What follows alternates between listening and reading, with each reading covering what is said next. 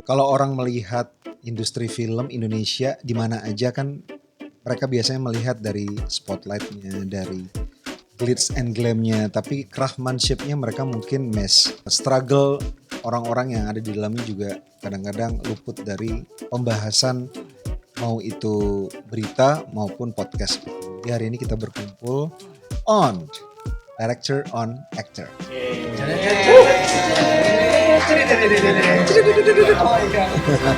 Sekarang gue mau nanya dulu ke teman-teman. Deketin dong, Minggi. Nah. Deket banget. Deketin itu. Deket banget.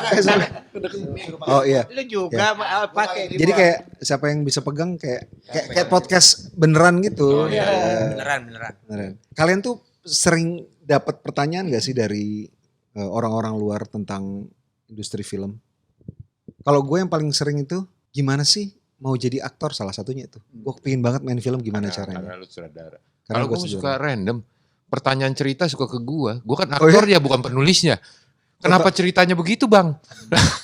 Kan bukan saya yang nulis ya, jangan nanya sama saya. Terus kadang-kadang permasalahan teknis atau yang mereka tidak agree sama teknis film ya, Oke. itu suka ditanyain ke gue. Kalau misalnya workshop aktor gitu, bukan acting yang ditanyain, tapi cerita, wardrobe-nya kenapa warnanya itu, terus kenapa gambarnya kok begitu bang gitu. Itu berarti orang penonton ya, dari segi penonton mereka Penonton. pengen mengetahui gimana dari segi pengambilan keputusan kenapa, Iya, kenapa? film jadi seperti Iya, itu. pilihan-pilihannya kenapa itu gitu. Itu menarik juga sebenarnya. Ya sebetulnya mereka juga Hampir jatuh. Iya. goyang. Jatuh. Dia setuju bang, setuju. Saya setuju kayak sebetulnya agree. pertanyaan-pertanyaan itu tidak mengganggu ya. Malah sebetulnya gue menarik menurut gue, mereka sudah mulai tertarik untuk lebih Betul. tahu, Iya. lebih dalam gitu. Ya. Itu nunjukin bahwa sekarang penonton Indonesia lebih kritis. Setuju. Kalau kita ngomongin penonton Indonesia yang kritis, menurut kalian mempengaruhi ke kualitas film Indonesia nggak sih so far? Harusnya sih iya ya. Semakin penonton kritis kan semakin banyak yang ngerti gitu Iya. kayaknya. Dan kalau banyak yang ngerti kan mereka jadi akan semakin kritis. Setuju. Lu lama-lama kayak menteri ngomongnya. Menteri siapa? Menteri yang mana? Jangan, gue gak mau sebut apa. Tapi nangkep sih nangkep. Enggak, tapi bener kalau belakangan sih kalau yang gue perhatiin memang banyak banget penonton Indonesia yang udah mulai pinter gitu. Betul. Iya. Yang udah malah pingin tahu gitu. Kenapa bisa begini nih? Pasti sebabnya tuh ada di mana gitu. Iya. Nah, ada tuh kita cari-cari sebabnya di mana tuh. Iya. Nah, Dan kadang gitu-gitu tuh mereka gua- punya opini sendiri gak sih? Kayak punya teori sendiri. Iya. Ya mereka nulisin teori sendiri. Oh their take on the film. Iya. Gitu. Iya, Kayak, iya. bagus ya. I Bagus. agree sih kayak beberapa kali last time nonton film premiere terus there's an outsider yang tiba-tiba nanya gitu, Mike, kenapa ya adegannya kayak gini? Kenapa aktor itu jalan ini kayak gini? Iya. Doesn't he have a past life gini? Dan gue lumayan kaget kayak anjing ini biasa dialog kayak gini nih. I get from fellow Sesama colleagues film gitu, aktor. sama aktor Iya. atau saudara tiba-tiba outsider ngomong kayak gitu, gue seneng sekaligus khawatir. Kayak seharusnya kalau mereka udah bisa kayak gitu, film kita seharusnya kualitasnya juga ini gak sih? Menurut lu sejalan nggak penonton yang semakin pinter sama kualitas film kita? Di sini bebas ngomong apa aja. gue sih Gak bakal disiarin. Iya, di Ngapain bikin sininya podcast? bebas. Bebas. Di sini mah bebas. agak susah sih kalau dibilang sejalan sih kalau menurut gue ya. Nah, maksudnya gue ngelihatnya gini, maksudnya memang udah ada beberapa yang sudah melihat itu banget gitu dari filmmaker gitu ya. Bahwa dia ngelihat bahwa bahkan kecenderungan sekarang penonton kita itu nggak lagi lihat siapa pemainnya sebenarnya. Oh gitu. Ini kalau gue lihat ya, tapi based on premis dan kekuatan cerita itu sendiri yang akhirnya bikin dia share ke orang lain. Kalau dulu kan masih yang mikir, oh ini penontonnya, pemainnya ini gua Yang main mau siapa? nonton. Gitu. Iya. Walaupun tetap mereka lihat di level penonton itu, pemain itu, tapi udah bukan di level yang kayak keharusan kalau dia yang main, gue harus nonton. Nah ini kan sebuah peningkatan nih. Iya. Nah cuman kan perbandingannya tuh antara yang melakukan itu sama yang belum menurut gue agak terlalu besar secara Jomplang. presentasi, Oke. jomplang. Karena apa Jok? Karena nih zaman sekarang ini juga banyak orang-orang baru yang mau bikin film, Oke. ya kan? PH-PH baru yang mau bikin film. Tapi nggak jarang yang mereka ngelihat film itu cuman akhirnya jadi komoditi bisnis. Karena intinya, oh kalau film kayak gini laku nih. Jadi in terms of gimana caranya developing dan segala macam supaya ini jadi cerita yang menarik. Mereka lebih melihat kepada kalau tipe kayak gini laku. Nah ini yang akhirnya buat gue jadi nggak sejalan, kecuali niat untuk bikin film itu sendiri based on bahwa ada sesuatu dari diri dia yang pengen dia ungkapkan, pengen dia ceritain, tapi dia berupaya untuk membuat film itu gimana caranya film ini secara kualitas juga harus bagus, tapi gue juga harus cari tahu secara industri kira-kira supaya film ini laku kayak gimana ya. Gimana caranya membuat supaya cerita yang personal tadi aksesibel. Yes gitu. Iya. Karena ini Bang, zaman sekarang kan orang tuh lebih referensif gitu ya. Terus film jadi lebih mudah diakses kan. Maksudnya kalau zaman dulu kan orang mau compare-nya agak susah ya, secara agak terbatas. Sekarang kan zaman digital ya, Menyari bisa apa aja streaming, bisa. bisa apa. Jadinya orang compare ya, misalnya dari struktur naratifnya gitu kan, naratif strukturnya seperti apa. Yang sampai mereka ngerti bahwa kok baik ketidaksesuaian cerita ya dengan pengadegan, kayak nggak sinkron kan, baik plot hole kan. Jadi ya kenapa zaman sekarang tuh local filmmaker ya emang compare to orang luar yang bikin film harus lebih kompetitif lagi gitu. Saya setuju karena persaingannya udah bukan cuma lokal. Udah jadi satu. Iya. Dunia udah jadi satu. Global Kita- sekarang. Kalau kita taruh di platform digital, kita kan persaingan nggak cuma sama lokal, tapi Semuanya. kenapa film lu yang harus ditonton gitu. Jadi bikin film di mana aja sekarang sama aja. Sama aja. Mau di Hollywood, mau di Cipetewood, Semua Cepet already a tree. kayak gue selalu ngelihat bahwa harus ada kesadaran gitu. Maksudnya lo mau bikin film, ya nggak apa-apa. Orang lo pengen bikin film, tapi untuk yang gimana caranya bikin film yang tadi kayak gue bilang gitu, jangan sembarangan juga. Nah karena ini akhirnya lo merendahkan penonton lo lagi, Ya. bahwa penonton lo udah di level ini, tapi lo akhirnya menganggap dia udahlah pasti penonton kita juga cuman gitu-gitu doang gitu. Tapi dari yang lo lihat itu masih menjadi mayoritas nggak? Either filmmaker as in filmmakernya atau produsernya atau PH-nya? Ya maksud gue macam-macam nih, kayak misalnya let's say nih kita kan hubungannya antara eksekutif produser, Ya. berarti dia investor kan, PH produser gitu. Intinya buat gue bikin film, kita apalagi mau masuk industri pasti pikirannya harus untung, itu it's a must. Paling nggak break even point lah, itu harus. Kalau enggak Nggak mana jalan lu mau bisnisnya. masuk industri, kalau mau lo bikin buat film lo sendiri aja gitu tanpa ada harus ini. Cuman gini lah, misalnya contoh, kan juga banyak orang yang pengen invest nih di film. Yes. Tapi gimana caranya lo ngomongin sesuatu yang bener, jangan cuma ngiming-ngimingin doang. Maksudnya gimana? tuh? Ngiming-ngimingin ini belum tentu investor ini tahu betul. Oh jualannya, film. jualan ke Oke. investornya. Jualan Bakal ke meledak. investornya, Iya. ini kayak begini bakal meledak nih. Iya. Ini ada datanya begini, tapi kan data yang dilihat yang meledak. Iya. Tapi compare tuh sekarang misalnya kayak gue bilang, penonton film kita ada yang nilai penontonnya bisa 10 juta. Ya. Tapi di satu sisi gapnya tuh ada yang cuma 200 penonton apa. Ini menarik banget. Tadi kita membahas bahwa Iya. fakta-fakta pertama bahwa film sekarang sudah jadi satu. Pasar film sekarang udah menjadi satu basically. Seluruh dunia adalah satu. Kita ngomongin digital ya, digital platform. Kalau kita ngomongin theatrical memang masih, per masih region terbesar. gitu. Iya. Ini contohnya nih kayak Ghost in the Shell. Alhamdulillah kemarin ketika kita ke Berlin banyak banget yang beli. Jadi udah banyak teritori sudah terjual. Amerika Utara termasuk Amerika Serikat sudah dipastikan akan rilis di bioskop. Itu the gringos. Terus daerah berbahasa Rusia, negara-negara berbahasa Rusia udah, Nice. berbahasa Jerman udah, berbahasa Prancis baru minggu lalu kita deal dan kita juga sudah dapat distribution. Southeast Asia juga sudah dapat. Nah jadi memang tapi kalau memang eventually dari segi digital semuanya akan jadi satu market.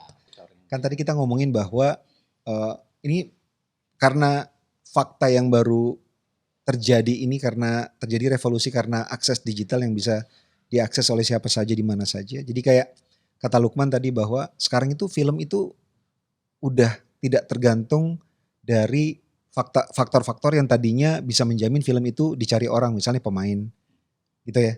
Kalau dulu kan nama, ada household name. Kalau di luar negeri mana ada yang tahu kita. Di negara Rusia gak ada yang tahu. nih pemainnya. Pembuatnya, pemainnya semua mereka nggak tahu, betul. Jadi memang tergantung filmnya apa dan bisa relate apa enggak ke mereka. Jadi memang film ini kan secara tema harus universal walaupun point of view apa namanya lokal tapi harus universal isunya, temanya dan sebagainya. Cara berpikir kita sebagai pembuat filmmaker seharusnya udah berbeda. Nggak lagi seperti zaman dulu yang kita mau bikin sesuatu yang sekarang laku di Indonesia apa ya gitu ya, kita bikin yuk semuanya ngekor. Sekarang kayak gitu. Karena ada satu film laku ditiru sama film lain juga mungkin nggak laku. Iya, belum kan? tentu laku. Belum tentu laku. Jadi sekarang kita memang ya cari gimana film bisa kita buat secara craftsmanship yang tinggi, dari segi teknisnya tinggi, storytellingnya tinggi. Kalau kita ngomongin tadi global nih, persaingan global. Jangankan global. Kalau kita lihat sekarang kan actors come and go, filmmakers come and go. Gitu. Bukan kamen sih ya. Come and listen. Karena podcast. Nah, bisa cerita nggak sih, apakah kalian melakukan sesuatu untuk bisa tetap, kalian kan udah lama semua ya sebagai aktor nih, udah paling nggak di atas 15 tahun semua deh gitu.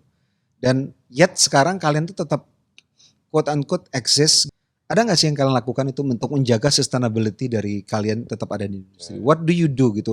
Bisa sesuatu dalam hal untuk meningkatkan skill atau attitude atau apa gitu. Ini kan bisa masuk, bisa jadi masukan buat buat aktor-aktor lain gitu. Banyak sih yang kita lakukan sebagai aktor ya.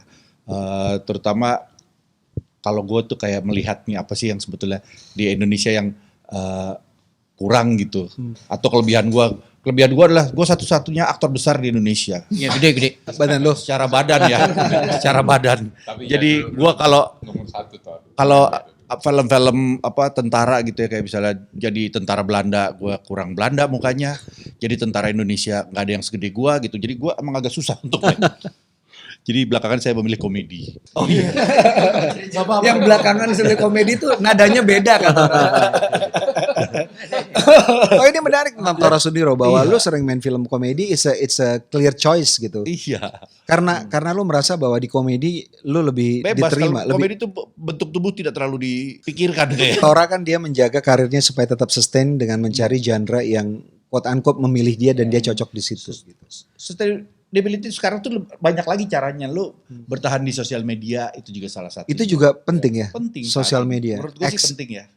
Karena Keberadaan di sosial media penting. itu cara lu paling gampang buat ketemu sama fans lo. Fans lo bisa ngeliat lu ada ngapain ini, ngobrol-ngobrol aja. Itu udah seneng banget. Kita seneng, dia seneng. Gue tuh DM banyak banget. Tapi gue selalu ngasih liat bini gue kalau DM. Gue baru mau nanya yang kedua tuh. Gue mau nanya yang kedua. Kalau Morgan, what do you do Morgan untuk menjaga karir tetap sustain gitu? Ya banyak sih Bang.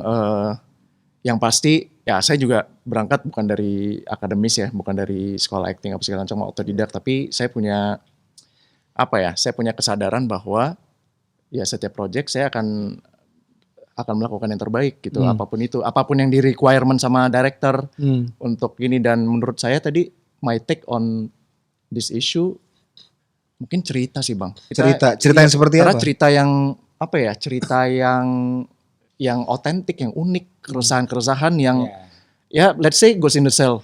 Kemarin cerita dari Bang Abi sama Andy tuh mereka bisa relate. Ternyata relevan, padahal kita kan menceritakan metafora kita di sini gitu. Tapi Cerita Abi sama Andy di Berlin. Iya, di Berlinale gitu. Jadi kita sebagai filmmaker apalagi sebagai aktor, ya kita gimana kita bisa tumbuh dan berkembang, kita juga harus disupport sama mungkin cerita dan penawaran karakter yang bisa membuat kita bertumbuh.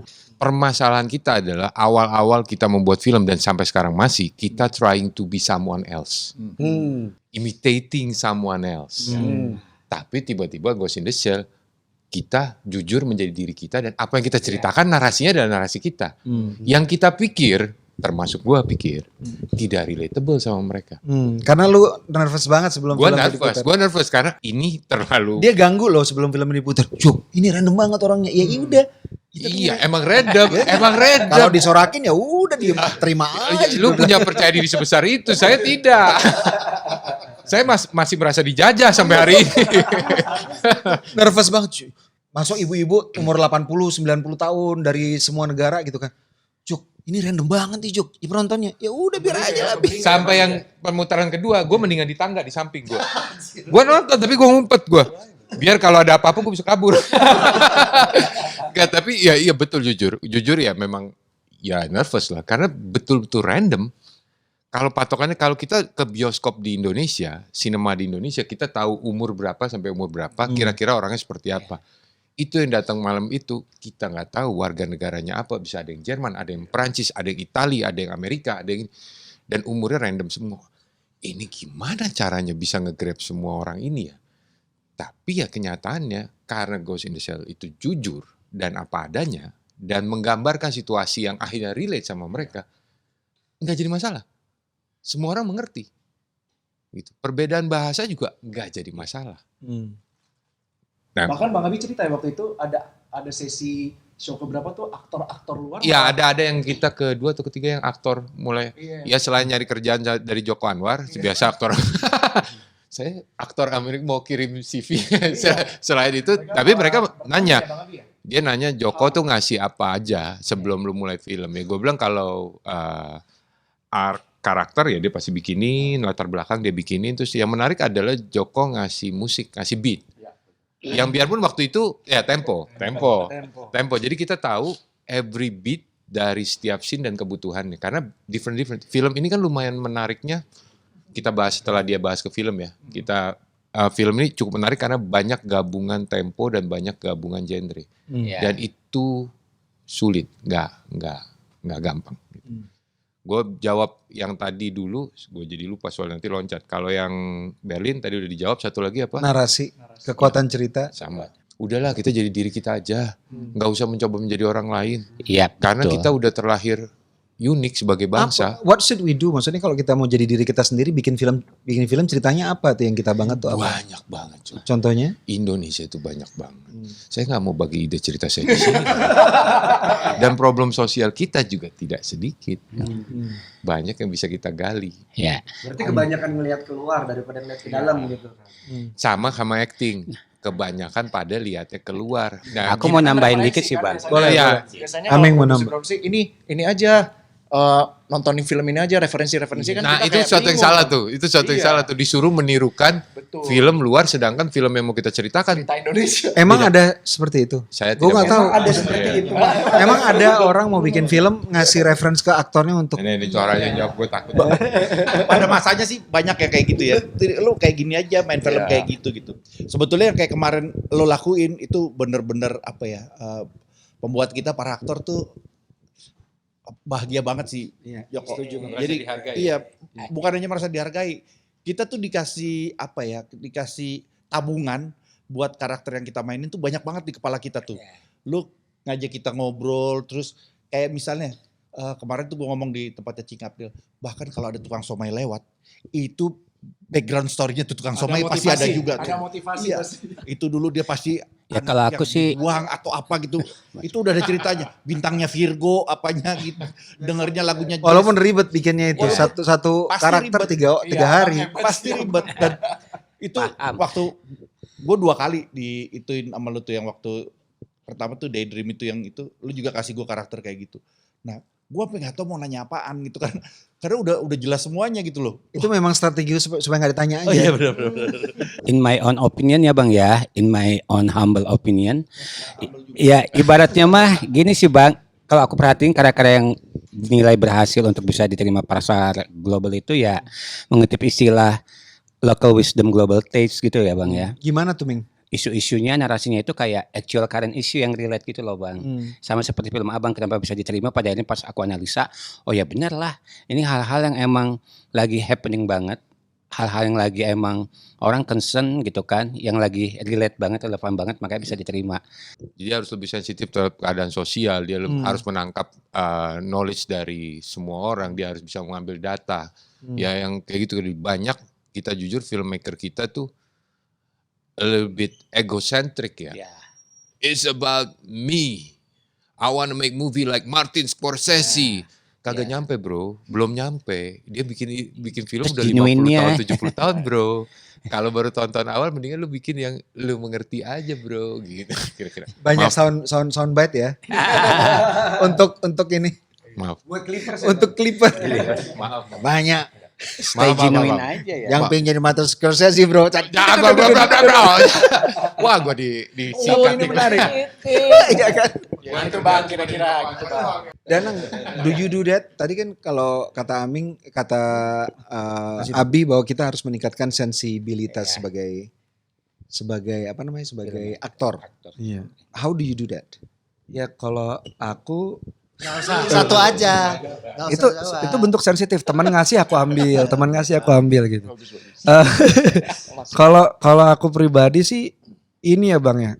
Kemarin aja ada jokes dari ada penanya nanya ke kami berdua, Morgan dan aku.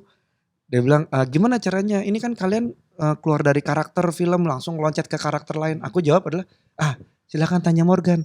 Saya jarang main film. Silakan. Kalau saya keluar mah gampang. Saya punya waktu yang banyak gitu kan. Karena kadang-kadang juga waktunya ada. Cuma Iya. mereka taunya pas tayangnya bareng. Betul, Dipikirnya syutingnya betul. bareng. Enggak, jadi ya maksud aku di situ aku mengerti, oh ternyata ya memang satu, aku memahami orang itu ya beda-beda porsinya. Dan yang kedua, aku nggak mau living in the bubble. Aku tidak mau aku merasa besar atau enggak, karena menurutku itu yang akan jadi ngehambat kan. Kayak aku bisa ini kok gitu, belum tentu ketemu. Iya, ya itu ntar turunannya jadi attitude dan lain-lain. Yang saya kagumi dari Danang adalah dia nggak pernah nyerah. Dia tetap belajar acting, dia tetap berusaha, dia ikut teater. Walaupun udah sekarang main film sering, masih latihan acting. Di rumah masih Bang, Oh ya? karena buat aku tuh tergantikan udah. Aku tuh tergantikan dah. Jadi begitu momennya datang aku harus siap. Gitu aja sih Bang. What do you mean tergantikan? Apa karakteristik dari kamu yang membuat kamu berpikir bahwa I am replaceable? Iya, karena ya itu ya manusia aja sih Bang. Aku merasa aku tergantikan, tapi yang ini adds on dari Kak Abi lagi ya. Kak Abi waktu itu ngomong gini. Karena banyak ngobrol sama Kak Abi. Sebenarnya istri lo Galabi apa Abi? Makanya, nah tadi gue pikir apa istrinya, apa Nah, Abi, iya. Abi mana gitu. Maaf bertanya. Galabi pas gini, wah Kak Abi dalamnya. Ini menarik banget karena gue selalu ngomong kan, gue sering kali mengajar gitu, mengajar kursus filmmaking segala macam. Gue selalu bilang seperti ini, our uniqueness, kita harus sebagai filmmaker dan sebagai aktor tentunya harus unik gitu. Kalau kita unik itu kita indispensable, nggak tergantikan gitu. Iya. Itu menarik banget. Iya. Jadi yang pengen aku tanyakan ke kamu adalah what do you do to make yourself unique dan tidak bisa tergantikan gitu. Kan nanti kan jadinya tips ya. Iya. So what do you do to untuk membuat kamu jadi nggak replaceable gitu. Latihan sih Bang. Udah itu doang, karena Latihan acting. ya apapun maksud aku coba tahu aku gimana sebelum jadi orang lain gitu. Ya jadi misalnya Kak Abi waktu itu add-onnya gini, kalau aku begitu aku mengerjakan sesuatu, aku tidak bisa digantikan gitu. Nah aku tambahin itu, jadi aku ini pas latihan, aku ini orang yang tergantikan, jadi aku terus berusaha, tapi begitu dapat kesempatannya, gak bakal ada yang bisa gantiin gua pas di sini gitu. Jadi nggak satu sisi doang, jadi aku berusaha ngelengkapin itunya gitu Bang. Yeah. Ya mungkin jadinya gitu Bang, jadinya orang bisa nggak hidup di bubble-nya aja, dia ngerasa oh enggak kok udah cukup gitu. Enggak, ini tuh craftsman ini nggak bisa cukup gitu loh. Mau Jangan puas jadi belajar terus. Nah, itu membuat Mau nambahin dikit sih dari Mas Danang, bener kita nggak bisa live in the bubble gitu. Kayak ini ada satu pengalaman ya yang mungkin abang udah lupa juga. Ini JAF sebelum pandemi, di JAF abang sempat ngobrol sama aku kayak, Gan, pergilah keluar, go out gitu, kayak live a life gitu. Selain disiplin ya, maksudnya selain disiplin, selain Did I say mengerjakan that? dia, you said that ya, keluarlah. There's so much more than meets the eye. There's so much more than acting world gitu, kayak kamu harus just hidup aja gitu, be human, get a life gitu. Dan abang mesen gitu waktu itu di JAF. Gitu. Aku ngomong sambil senyum apa sambil Iya. tadi cerita get a life. Iya, get a life. Jadi sambil ngopi sih bang, sambil ngopi di Starbucks waktu itu sambil ngopi. Tapi gue Ingat banget itu abang ngomong gitu. Dan gue akhirnya menjadikan itu sebagai, oh iya benar ya. Kayak di dunia kita sebagai aktor ya, kita banyak sekali yang bisa kita rasakan, bisa kita hidupi gitu. Ngerti gak sih? Kayak gak cuma di dunia aktor acting doang gitu. Nah, tapi ada something in life yang selalu gue syukurin sih as an actor. You know, pekerjaan kita tuh a lot of knowledge yang kita dapat. There's more than what meets the eye. Iya. Itu kan deep banget kata-kata itu. Nah kita tuh sebagai aktor we get knowledge of life yang suka bereksperimen ya, maksudnya selalu evolving. You get knowledge of life. Terus lu kayak lebih mencintai sesuatu, biarpun Iya. cuma ala kadarnya. And then you see this perspective yang beda. Sometimes gue rasa kalian pasti sama juga. Gue suka ngomong alhamdulillah I'm an actor ya, cause you have this different perspective yang membuat lu bersyukur soal hidup. Even those small tiny things gitu loh. Ya, lebih open. Lebih open gitu. Open minded. Nggak pakai kacamata kuda yang kita lihat cuma itu. Iya. Ya kalau aku sih Bang untuk ngejaga eksistensi keaktoran ya. Ya nggak apa-apa sih. Masih. Udah jangan iseng. Iseng banget sih jadi orang. Lu jangan boleh Abi.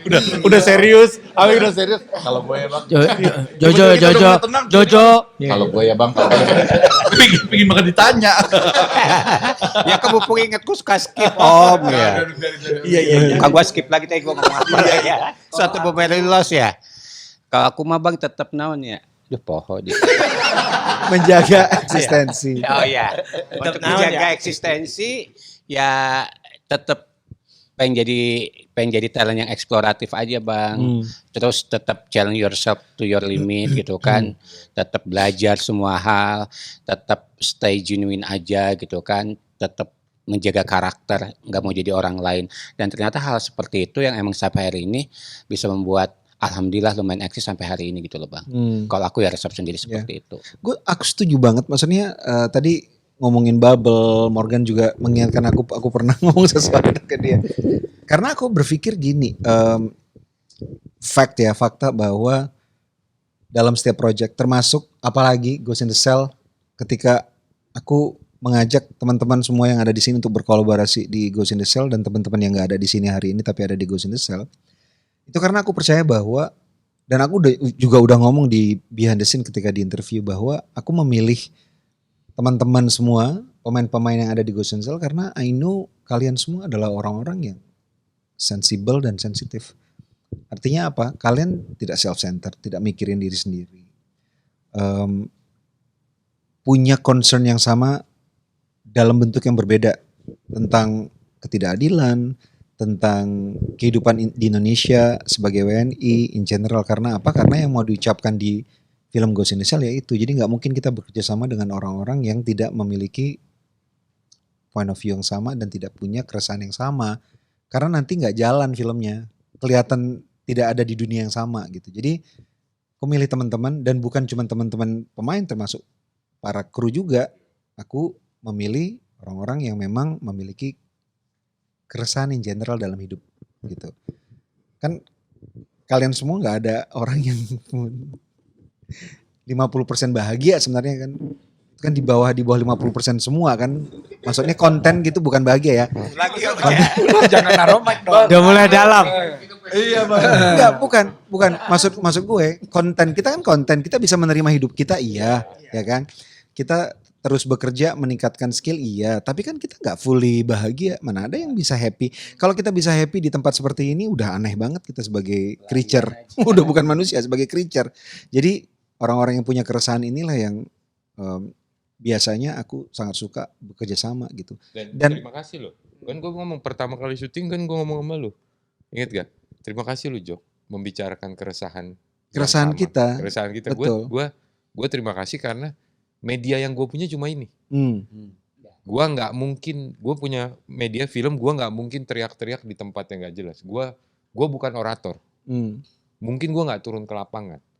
Tapi kalau dengan film ini paling nggak gue bisa mengeluarkan keresahan gue. Betul. Dan keresahan kita pada akhirnya bersama gitu. Oratora.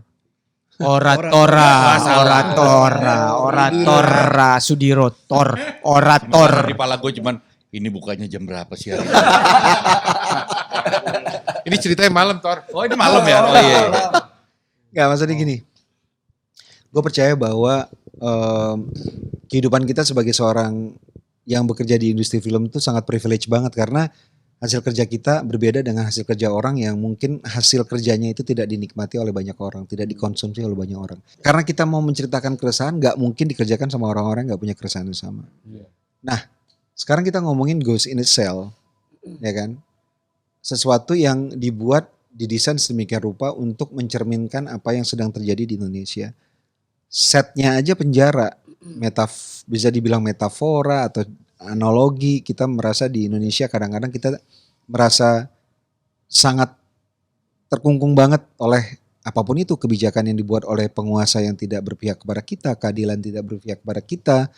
Mau kita ngadu ke siapa kita nggak tahu, kita nggak punya seseorang yang kita bisa look up to gitu kan. Karena kan sering mikir kayak gitu. Jadi harus diwakilkan juga oleh orang-orang yang memiliki perasaan yang sama.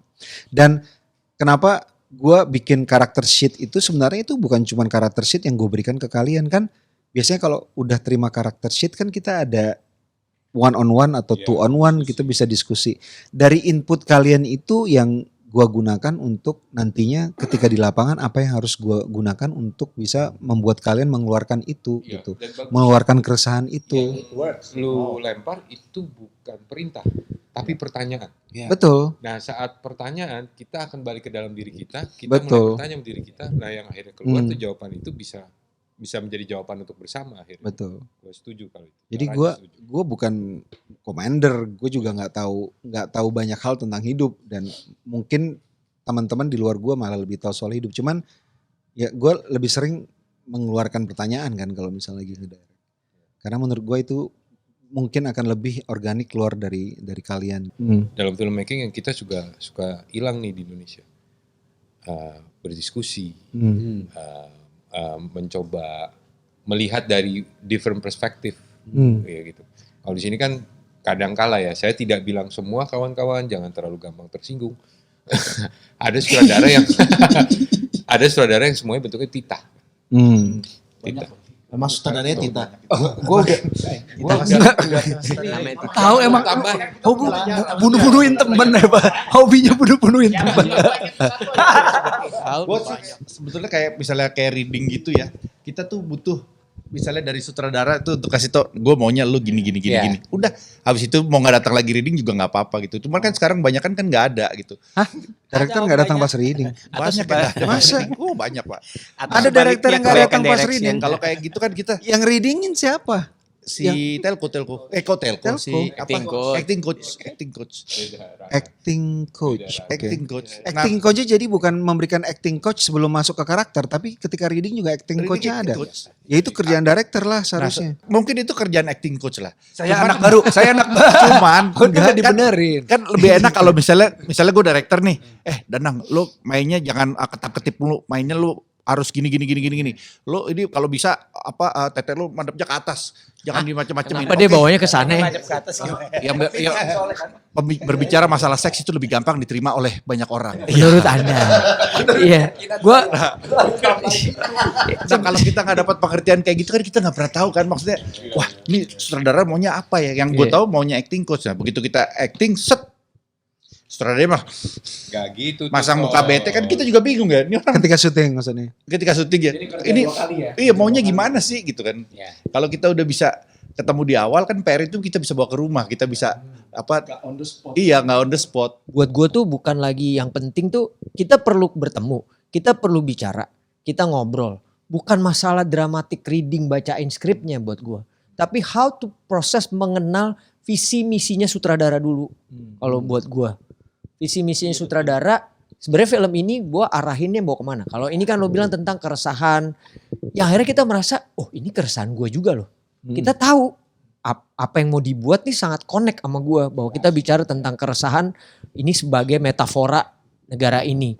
Yang seperti lo bilang benar. Gue punya masa-masa sulit di negara ini yang gak mudah. Walaupun gue tetap harus bekerja. Banyak hal yang sifatnya jadi harusnya mudah jadi sulit. Tapi kan kembali lagi bahwa kayak Abi bilang bahwa gue juga gak bisa nih cuman ngeluh. Tapi ada sesuatu medium yang bisa gue pakai untuk akhirnya mengatakan ini gitu. Nah ini kan sebuah proses ini jadi sangat menarik gitu. Kalau misalnya ngomong proses reading gitu. Buat gue tuh karena gue mungkin punya latar belakang yang. Jadi kan ada prinsip lo memulai di tempat yang benar. Berarti kesananya benar. Tapi kalau lo udah mulainya di yang salah, kesananya lo akan salah.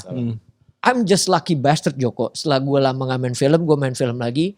Gue ada di proses sebuah film yang benar. Sehingga ini terbawa sampai sekarang. Tapi yang apa yang gue lihat sekarang, sifatnya tuh jadi, gue bukan bilang, Wow, zaman gue dulu reading 3 bulan, 2 bulan. I'm not say like that. Karena dunia udah berbeda.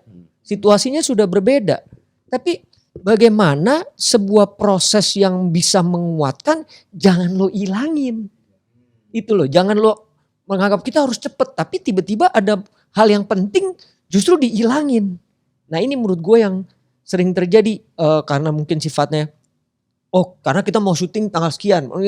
Ya of course lo punya target, tapi how to meet secara planningnya itu kan udah harus jelas sebenarnya, bukan yang semuanya serba tiba-tiba gitu. Nah ini juga yang akhirnya berpengaruh pada eksistensi. Gue nggak bicara gue lagi deh, misalnya anak-anak baru, kayak balik lagi, belum tentu dia yang salah, tapi kebetulan dia masuk di titik yang salah. Ekosistemnya. Tidak tepat. Kita Ya, ngomongin apa nih sekarang? Ya akhirnya Anak tadi baru gue nyambung lagi kayak ke eksistensi gitu. Oke. Buat gue punya kelebihan ngomongin eksistensi karena gue mulai dari proses yang benar. Iya, iya. Sehingga gue tahu gimana caranya gue untuk supaya ini gue akan berada di sini terus gitu. Attitude nomor satu gue kebangun, attitude yang baik. Begitu mereka masuk ke produksi yang kebetulan mungkin ekosistemnya salah, mereka kan menganggap ini yang benar. Ini normalnya seperti ini. Jadi pola pikirnya berbeda. Jadi gue udah sampai di level ini, berarti ya udah gini aja. Gak perlu lagi untuk meningkatkan ini dan itu gitu. Sedangkan lo lupa bahwa tadi lo bilang global, kompetitor di depan sana tuh sangat luar biasa. Kalau emang lo merasa bahwa ini part of your life, berarti lo harus jalanin dan pelajari ini. Belajar bukan berarti buat gue harus ke sekolah. How to dengerin lawan main. How gimana kita berdiskusi. Bagaimana kita berargumentasi. Gimana kita lebih banyak mendengar daripada ngomong gitu. Apalagi dalam sebuah film tuh kan kolaborasi. Lo gak mungkin bisa kerja sendiri. Semua it's collaboration. Sampai ke lo gak bisa syuting kalau gak ada pembantu umum. Iya. Siapa yang handle makanan lo? Siapa yang handle kopi lo? Levelnya tuh udah sampai segitu. Ini maksudnya gue rangkum dari yang sehingga kalau gue beruntungnya, sehingga gue punya attitude untuk akhirnya gue harus eksis di dunia ini, update, mau belajar lagi, menghargai, respect. Respect menghargai apa? Respect terhadap waktu, terhadap lawan main, terhadap sedang sama siapa lo sedang bekerja saat itu. Proses apa yang lagi lo alamin. Itu kan part of the respect. Iya. Gitu loh. Jangan pernah berpikir bahwa kita adalah orang yang paling penting dalam produksi siapapun. Betul. Termasuk sutradara, produser. Humble. Hah? Ambel goreng apa ambel tasi? Sambel. Tempo patahnya Lukman tuh bisa tiba-tiba. Gue udah mikir Ya dan Ada posnya dikit bro, kalau bisa pos dikit. Jadi otak kita tuh gak capek juga gitu. Belum sempet switch, masih dia lagi serius itu. By the way ini kan karena conversation dua arah, kalian juga bisa tanya ke gue. Sekarang gini gue tanya sama lo Jok. Lo nih ya, gue kasih tahu Joko. Lupa nanya. Of course, dia awalnya dari nulis. Jurnalis, dia punya kecintaan terhadap film karena soal apa segala macam ada nulis film. Gue tuh cuma pengen nanya gini, sebenarnya hal apa yang paling men-trigger lo akhirnya untuk lo memutusin gue mau bikin film Karena gak banyak yang punya keberanian itu Jok. Gak banyak yang cuman bisa ngomong tapi gak doing something untuk apa yang dari. Enggak ada yang cuman ngomong doang tuh gak ada. Jok mau gue sebut namanya? Jangan. Siapa? Gak maksudnya buat gue ini suatu yang menarik buat orang-orang. Gue tidak bisa pungkiri bahwa zaman sekarang orang bebas bicara. Ya. Orang kayak tadi comparison segala macam akhirnya dia bisa ngomong tentang film kayak begini. Ini kayak gini. Lo pun juga punya tulisan tentang kritik film. Tapi nggak banyak orang yang akhirnya memutuskan berani untuk gue bisa ngomong kayak gini. Coba ya gue jalanin. Kira-kira gue akan dikritik atau akhirnya filmnya jelek. Atau itu kan perlu keberanian Jok. Iya. Nah menurut gue apa yang men-trigger. Berada di spotlight yang dimana waktunya sekarang lo yang kita komentari. Iya gitu trigger lo apa keputusan yang turning point akhirnya lo ngomongin itu gitu. Karena buat gue ini penting buat yang ada di sana-sana itu. Iya. Kalau gue malah kalau pengen bikin film mungkin dari muda banget gue udah pengen bikin film. Cuman memang betul ada kayak gue berpikir sekarang nih waktunya gue bikin film gitu ya. waktunya bikin film itu ya ketika akhirnya gue Janji Joni. Janji Joni film pertama gue. Gue jadi kritikus film itu juga karena mau masuk perfilman gak tahu caranya gimana. Akhirnya gue memutuskan untuk jadi jurnalis yang bercerita, menulis tentang film, tentang orang film dan sebagainya. Jadi kritikus juga akhirnya karena gue sering nulis soal perfilman Indonesia, gue dikasih desk kritikus sama editor gue. Tapi memang ketika gue memutuskan this is it, this is the time gue menyeberang gitu menjadi seorang pelaku gitu. Pada waktu itu gue berpikirnya ada sedikit tapi kayak kekhawatiran, wah sekarang gue nih yang dapat hit nih. Kalau dulu gue yang memberikan kritikan, sekarang gue yang akan jadi kayak target untuk bisa dikritik. Tapi yang membuat gue memutuskan it's going to be okay. Karena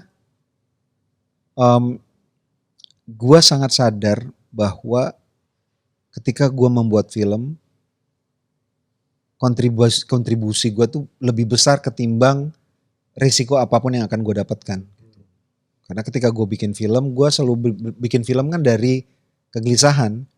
Film gue alhamdulillah semuanya adalah pernyataan yang gue rasakan. Kayak jawaban dari kegelisahan yang gue rasakan sebagai orang yang tinggal di sebuah negara, di sebuah kota, di sebuah lingkungan, di sebuah keluarga gitu. Dan menurut gue yang gue lakukan di dalam film tersebut menceritakan karakter dari mulai awal sampai akhir. Ketika orang nonton, orang itu akan mendapatkan lebih banyak. Apakah gue berhasil, apakah gue gagal dalam bercerita itu, menurut gue itu akan lebih banyak kontribusinya ketimbang gue merasa khawatir bahwa gue akan mendapatkan kritikan gitu. Jadi it's okay. Ketika gue sadar, bahkan sampai sekarang ya, gue bikin film kan gak semuanya memuji, yang nge-trash juga banyak. Imbang lah gitu, kalau misalnya kita dipuji pasti ada yang mencoba untuk bring it down gitu. Karena ya it's just nature's law gitu, law of nature. Tapi gue percaya bahwa gue mengatakan sesuatu lewat film, orang bisa mengambil sesuatu dari situ, berefleksi dari karakter, dari cerita yang gue ceritakan. It's much more important dan much more useful ketimbang gue worry tentang kritikan dan hujatan yang gue dapatkan. Ketika satu orang aja, misalnya gue bikin film, ada 100 orang yang mengatakan film lu jelek banget. Gue gak suka sama film lu karena segala macem lah, banyak kritikan. Tapi begitu ada satu orang yang bilang, I can totally relate with this film. Film ini membuat gue merasa, membuat gue merefleksikan hidup gue. That's it. Itu satu orang yang merasa bahwa film gue berguna itu mengalahkan dari berjuta-juta orang yang karena mengkritik. Satu orang itu nanti bakal ada pergerakan baru. Itu dia. Karena it's hope. Hope itu the business of hope. Gue merasa bahwa kita filmmaker yang jujur ya, we are in the business of hope gitu. Kita menimbulkan hope. Hope itu sesuatu yang sangat powerful banget. Orang bisa tidak merasa punya kehidupan lagi dan gak punya kemauan untuk hidup karena lose hope. Dan dengan kita menciptakan hope, even the slightest bit, I think it's very powerful. Gitu man. Kalian gini, gue sebagai filmmaker, kebetulan gue bisa memilih project. Bisa memilih project, mau bikin film apa, gue mau ngedirect film apa, nulis film apa, it's up to me, gue bisa. Sekarang pertanyaannya, aktor kan enggak ya? Bisa. Aktor itu hanya bisa memilih project yang lagi jalan.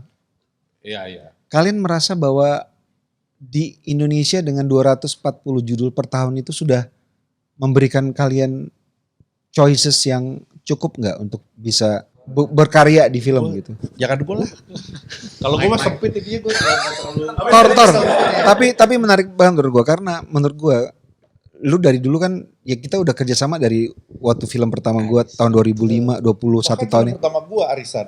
Iya kan, itu kayak 24 tahun yang lalu gitu. I think even film pertama lo aja, you are one of the best actors, like orang yang sangat punya kedalaman dan punya talenta yang besar banget. Kenapa dari tadi lu selalu bilang kayak gue di sini aja, gue Pilihan gini. kali ya, Gitu. makin tua kali gue udah gak terlalu pingin explore terlalu banyak. Ada keinginan buat explore terlalu banyak juga, cuman gue nyari mana yang nyaman aja kali. Saat ini yang nyaman adalah gue bekerja di field comedy ini. Gitu. Terus kebetulan juga setiap main di field comedy ini penontonnya juga nggak sedikit gitu kan. Jadi Jadi gue udah terlalu nyaman aja di sini gitu. Tapi kadang justru belakangan ini tuh gue kayak kemarin tuh gue dapat beberapa film kan. Gue dapat film ada Tukar Takdir, itu drama walaupun gue cuma dikit. Terus ada Janur Ireng, gue main film horor. Nah, itu gue seneng banget, Jo. Ternyata Gue, oh ini tuh yang gue kangen tuh. Gue udah lama banget nih nggak main berperan kayak gini nih, nggak menjadi orang lain gitu loh. Bahkan sekarang kalau di komedi gue banyak kan cengengesannya.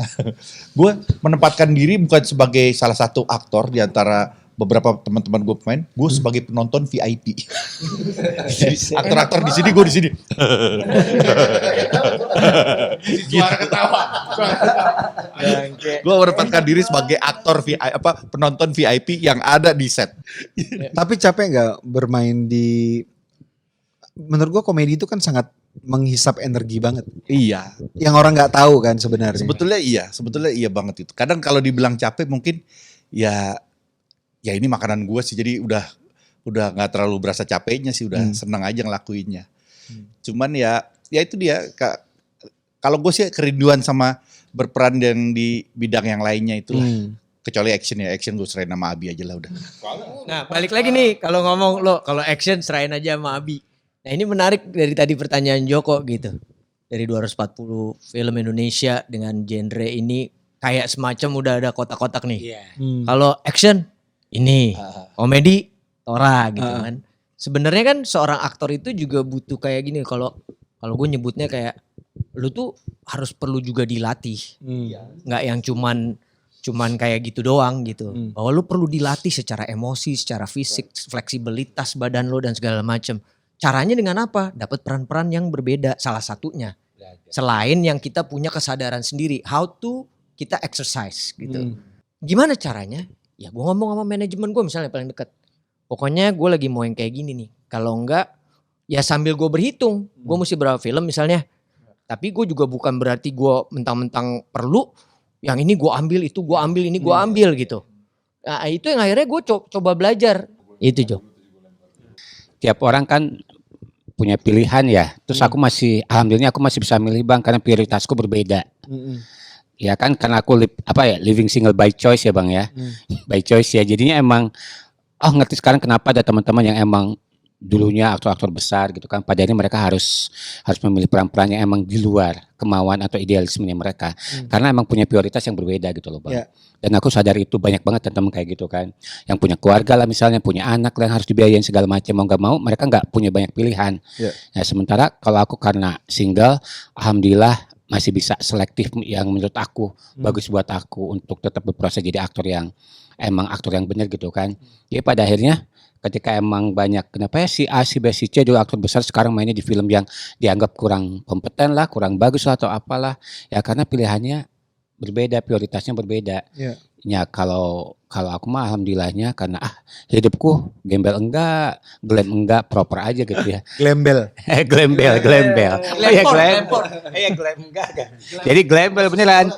Ya pada intinya adalah udahlah masih bisa berkarya, apa hidup juga masih layak, jangan celamitan doang gitu kan. Jangan celamitan banget karena emang prioritas juga berbeda ya. Itu sampai hari ini sih masih bisa dijalani Bang gitu. Yeah. Enggak, bukan belum selesai. Mike mau nambah sesuatu tapi dia nggak enak. Jadi kan teman gua selalu punya problem dengan typecast kan. Dia selalu di typecast buat orang baik. Boleh ngomong biar dia cerita tuh. Terus dia sampai susah memilih pekerjaan lain, typecast selalu itu aja yang diulang-ulang. Jadi dia pengen cerita kenapa itu bisa terjadi. Ya menurut lo kenapa typecast bisa terjadi kepada seorang aktor Mike? This is very important. Soal typecast ini gue cerita dikit ya. Most actors, a lot of actors di Indonesia nggak punya privilege untuk memilih job. Ya kan? Bahkan they don't have the privilege untuk menentukan how they want to make the character arc dan lain-lain. Yes. And I feel very sorry for them. Gue salah satunya. Typecast lo apa pada waktu itu? Teroris, gadun sama teroris, gadun sama an idiot. Teroris, gadun sama idiot. Sama Arab. Terus gue kayak, you know what, fuck it, I had enough gitu. Apalagi disangka Arab terus. Every time, waktu itu gue datang casting, pasti gue, Bib, anak fam ini. Terus gue mikir, capek gue typecast, I wanted to quit. Menurut lo kenapa pada waktu itu lo dapet typecast seperti itu? Ada 2 judul film yang kebetulan gue jadi Arab terus gue jadi teroris and they liked it a lot. Jadi ada film yang successful di mana lu main di I don't situ. know if it's successful ya Jok, cuman kayaknya orang nonton. Apa film apa? Java Hit. Sabah Trans dan Satu lagi Nagabona jadi 2. sama Toro. Toro udah lupa lu ada di situ. Nah, Bukan lain, bukan. Dulu berapa? Dulu ada rambutnya. Itu Foxtrot. gue Masih 17 tahun. masih 17 tahun Oh, at that time. beneran? Iya. Dan itu pertama kali gue dapet karakter Arab Betawi. And I was so stressed out kayak gue pengen banget peran ini kan. You have to understand gue I really wanted this as an actor gitu. I really wanted this. And gue ngomong ke castingnya dan castingnya nyampein ke Pak Haji dari Miswa dan dari Miswa said ya udah oke, tapi gue latih ya yang keras nih gitu. Oke, sip. Pasti dilatih lah dia. Mana ada aktor Indonesia nggak bisa ngomong teh botol. Yoi.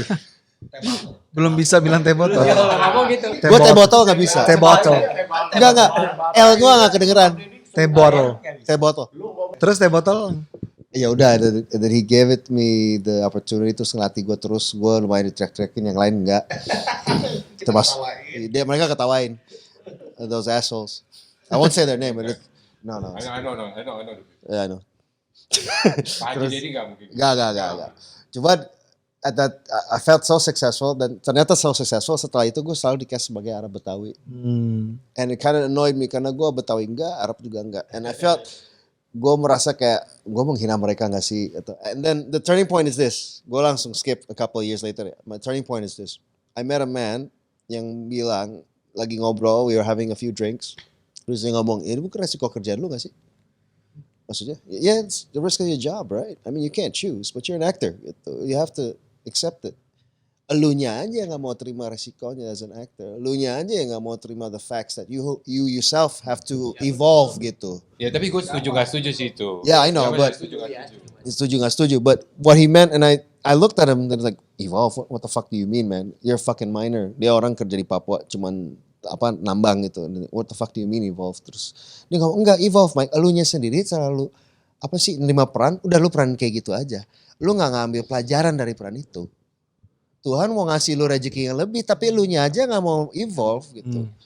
Why the hell are you always like this, Mike? Stop feeling sorry for yourself, little fucking New Zealand idiot. Dia ngomong gitu.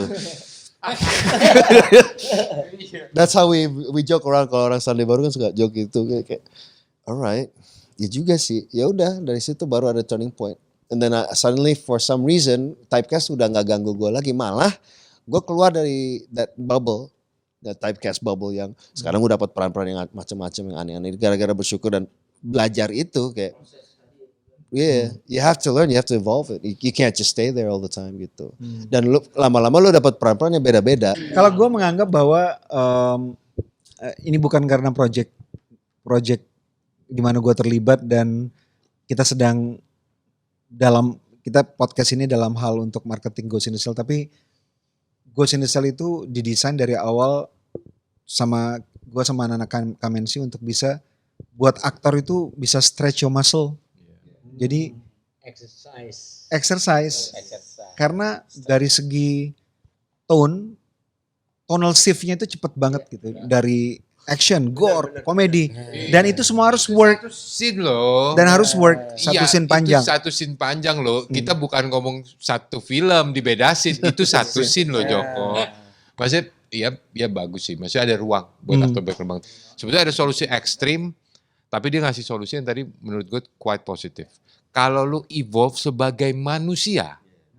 Sudah pasti sebagai karakter akan evolve juga. Jadi jangan takut kalian tidak berubah. Biarpun karakter yang sama. Stereotyping. Tapi as a human being you evolve. Pasti akan evolve juga sebagai karakter. Dan mulai memisahkan ego karakter yang lu perankan dan ego lu sebagai manusia. Suka jadi masalah tuh, suka tabrakan tuh. Jadi betul, daripada kita mengeluh, lebih baik kita mengolah. Terima kasih Kang Epi. Walaupun still kalau misalnya ada sesuatu yang completely challenging dan different, I think it's also can be also. Betul. Makanya kita bikin Ghost in the Shell untuk menjadi sesuatu seperti gue bilang tadi, itu kayak exercise kita sebagai aktor, sebagai filmmaker. Maksudnya semua HOD juga kayak di push to the limit gitu di Ghost in the Shell. Dimana mereka harus mengeluarkan kayak Novi misalnya makeup artist kita ketika mau syuting, ketika mau project yang jalan dia masih bilang, "Bang, aku bisa apa enggak ya?" gitu. Bisa Nov, kenapa enggak gitu. Karena kan banyak banget challenging itu. dari segi makeup, dari segi bikin mockup segala macam. Ya itulah Ghost in the Shell. Kita ada di sini karena Ghost in the Shell dan mudah-mudahan jadi seperti yang gue bilang exercise for us untuk bisa mengembangkan muscle craftsmanship kita dari segi acting, directing, cinematography, music, makeup, sound. Ini kan jadi sesuatu yang buat gua ini pribadi salah satu starting point yang sangat baru buat sebuah film Indonesia. Bagaimana ini menjadi sebuah tempat exercise. Dan ini kan cuma bikin film, yuk kita bikin film. Ya, betul. We're not talking about this is for exercise buat semua kita kan. Ya. Nah mudah-mudahan kalau gua berharap ini menjadi kayak benchmark. Karena menurut gue kita tuh kadang-kadang benchmark kita nggak jelas. Kadang bisa di level ini, tiba-tiba tahun berikutnya benchmarknya turun. Bukan dari sisi filmnya aja tapi dari segi gimana kita menciptakan environment yang kita mau bikin film kan, kita ingin mengatakan sesuatu. Biasanya kita bikin film mengatakan apa?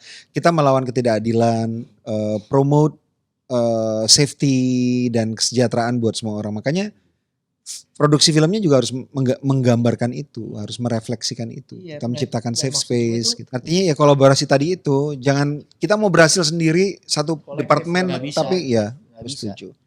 So ya mudah-mudahan nanti ketika filmnya rilis 16 April kita bisa menunjukkan sesuatu dari segi produknya, dari segi semangatnya. Ghost in the Shell. Amin. Terima kasih teman-teman. Terima kasih teman-teman semua. Teman-teman akan bisa melihat penampilan dari teman-teman yang ada di podcast ini dan teman-teman yang juga tidak ada di sini tapi banyak sekali yang ada di Ghost in the Shell 16 April 2026 di bioskop. Mudah-mudahan jadi sesuatu yang bisa menghibur dan menginspirasi. Amin. Terima kasih. Sampai ketemu. Thank you.